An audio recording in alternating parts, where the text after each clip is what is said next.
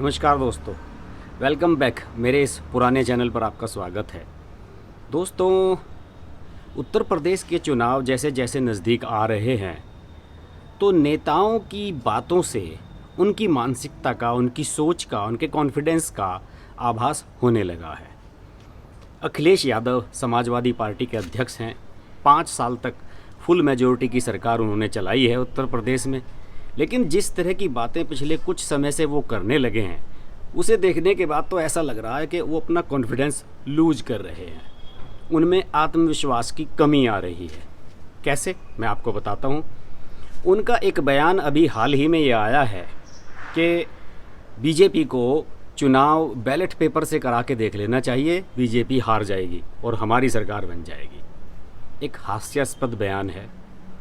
बताया तो ये जाता है कि अखिलेश यादव विदेश में पढ़कर आए हुए हैं।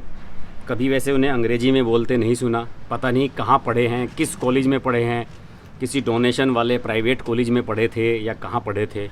लेकिन अखिलेश यादव जिस तरह की बातें करते हैं, उनमें न तो विचारों की परिपक्वता नज़र आती है और ना ही उनमें पॉलिटिकल सोच एक नज़र आती है कि वो एक अच्छे पॉलिटिशियन हैं। दूसरी वजह सबसे प्रमुख एक ये है कि अखिलेश यादव को जब पहली बार चीफ मिनिस्टर बनने का मौका मिला था तो उनकी पार्टी समाजवादी पार्टी की एब्सोल्यूट मेजॉरिटी आ गई थी। चुनाव मुलायम सिंह यादव के नेतृत्व में लड़ा जा रहा था। मुलायम सिंह यादव पहले भी सीएम रह चुके हैं 2-3 बार उत्तर प्रदेश के। तो उनके नेतृत्व में चुनाव लड़ा गया, पार्टी को अच्छी खासी सफलता मिल गई और अखिलेश यादव को बैठे बैठाए मिल गई मुख्यमंत्री से। मुलायम सिंह यादव ने सोचा कि एक ना एक दिन तो बेटे को कमान सौंपनी ही है, तो इसी वजह से उन्होंने बना दिया उन्हें चीफ मिनिस्टर के। देखिए, इस बार हमारी फुल मेजॉरिटी की सरकार आई है, चीफ मिनिस्टर अखिलेश यादव को बना दिया जाना चाहिए। सब ने हंसते हंसते स्वीकार कर लिया कि यार युवा आदमी है, और उस समय तो मेरे ख्याल में 42-43 साल के ही थे। सबको लग रहा था कि पार्टी को आगे ले जाएंगे। लेकिन शुरू के 2 साल कैसे उनके निकल गए उन्हें पता ही नहीं लगा। तो उनकी अकल तब जागी जब आखिर के 2 साल आ गए और सब ये कहने लगे कि भाई पार्टी की हालत ख़राब है, हम चुनाव हार रहे हैं और कुछ कीजिए। तब उसके बाद उन्होंने हाईवे बनाने शुरू कर दिए, ये कर दिया, वो कर दिया, डेवलपमेंट के काम शुरू करा दिए। यहाँ पर जो इन्वेस्टर्स हैं उनकी मीट्स करानी शुरू कर दी। ये सब एक काम अखिलेश यादव ने शुरू कर दिया। उनके सलाहकारों ने उन्हें घेर लिया और उन्हें बताया कि ये करना चाहिए, ये करना चाहिए, और हेल्पलाइन शुरू कर दी महिलाओं के लिए, पुलिस के लिए गाड़ियाँ खरीदनी शुरू कर दी। मतलब सब कुछ उन्होंने आखिर के 2 साल में किया। उन्होंने किया 15 और 16 में, जबकि उनके हाथ से बाजी उसी समय निकल चुकी थी जब 2013 में मुजफ्फरनगर के दंगों के दौरान उन्होंने पक्षपातपूर्ण कार्रवाई की थी और जो दोषी लोग थे उन्हें फ़ोन करके छुड़वा दिया था। उसी के दिन अखिलेश यादव के पतन की शुरुआत हो गई थी। और इतना सब काम कराने के बाद भी बिजली 24 आवर देने का उन्होंने प्लान शुरू कर दिया। कुछ ज़िलों में बिजली 24 आवर दी जाने लगी थी 2017 के विधानसभा चुनाव से 1 साल पहले। उसके बाद हुआ क्या? हुआ ये कि उसके बाद भी फीडबैक ये आया कि हम चुनाव हार रहे हैं, चुनाव हम कुछ भी कर लें, चुनाव हम हारेंगे। तो उन्होंने सोचा कि क्यों ना किसी के साथ गठबंधन कर लिया जाए। राहुल गांधी से मिल लिए जाके। राहुल गांधी को भी पता था कि यार उत्तर प्रदेश में अपने पास कुछ है ही नहीं खोने के लिए। अखिलेश यादव खुद आया है, सिटिंग चीफ मिनिस्टर है, उसके साथ समझौता कर लिया। दोनों यूपी के लड़के बन के घूमने लगे। अखिलेश यादव खुद तो यूपी के लड़के हो सकते हैं, लेकिन राहुल गांधी यूपी के लड़के कैसे होंगे, ये मेरी समझ से बाहर था। खैर, दोनों घूमते रहे, प्रचार करते रहे, उसके बावजूद भी कुछ नहीं हुआ और ढाक के 3 पात सरकार बीजेपी की बन गई। अखिलेश यादव ने अपनी गलतियों से कभी कुछ नहीं सीखा है। वो एक गलतियों का पुतला हैं, ओवर कॉन्फिडेंस का शिकार हैं। आज वो कहते फिर रहे हैं कि हमारी 400 सीटें आएंगी, 403 में से 400 सीटें आएंगी। आप समझ सकते हैं कि उन्हें लोग कितना सीरियसली ले रहे होंगे। दूसरे, उन्होंने एक और गलती की। जब उन्होंने 2017 के विधानसभा चुनाव में भयंकर रूप से गलती कर दी और बाहर हो गए, तो 2019 के लोकसभा चुनाव के समय उनका डांवाडोल हो गया कॉन्फिडेंस। कैसे हो, अपने परिवार की भी सीटें बचानी हैं, अपने यारों दोस्तों की सीटें बचानी हैं, किस तरीके से अपने वजूद को बताया जाए। क्योंकि 2014 के लोकसभा चुनाव में बीजेपी ने यहाँ पर क्लीन स्वीप किया था उत्तर प्रदेश में, और उस समय मुख्यमंत्री अखिलेश यादव ही थे। उन्हें ये लगा कि यार ये इतिहास रिपीट नहीं होना चाहिए वरना सत्यानाश हो जाएगा। तो उन्हें किसी ने सलाह दी कि भाई मायावती से समझौता कर लो। मायावती और मुलायम सिंह यादव कभी दो विपरीत ध्रुव रहे हैं जो कभी नहीं मिले, लेकिन अखिलेश यादव ने अपने पिता की तमाम सलाह, उनका अनुभव, एक्सपीरियंस, उसको दरकिनार करते हुए मायावती के साथ समझौता कर लिया और झुककर समझौता किया। वो जानते थे कि उनकी पार्टी बिगर पार्टी है उत्तर प्रदेश में, मायावती की हालत बहुत ज़्यादा ख़राब है, उनका तो एक भी सांसद 2014 में नहीं बना था। इसके बावजूद भी उन्होंने झुककर समझौता किया। मायावती जो जो लोकसभा सीटें मांगती रही वो सीटें उन्हें वो देते चले गए और नतीजा क्या हुआ?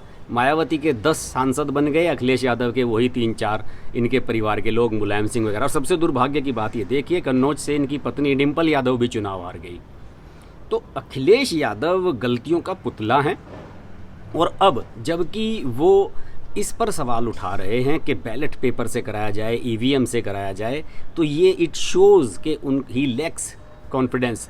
ये दिख रहा है कि वो आत्मविश्वास खो चुके हैं, उनके सामने कुछ नहीं नज़र आ रहा है और उन्हें ये लग रहा है कि अगर इस बार मैंने इस तरह की बातें नहीं की, उन्हें ये लग रहा है कि जैसे नरेंद्र मोदी ने, अमित शाह ने हल्ला मचा दिया था कि हम बंगाल में इतनी सीटें जीत लेंगे, फला राज्य में इतनी सीटें जीत लेंगे, इस तरह से मैं अगर कहता घूमूंगा तो शायद हमारी भी सीटें आ जाएंगी। जबकि हकीकत बात यह है कि असदुद्दीन ओवैसी ने उनकी हवा टाइट की हुई है। उनका जो मुस्लिम और यादव गणित है उसे फेल करने में लगे हुए हैं असदुद्दीन ओवैसी। मुसलमान असदुद्दीन ओवैसी की तरफ अट्रैक्ट हो रहे हैं और ख़ास साथ ही बैलेट पेपर की बात को फिर से उठा देना ये साफ दिखाता है कि वो अभी से ये मान चुके हैं कि इस बार उनका कुछ होने वाला नहीं है।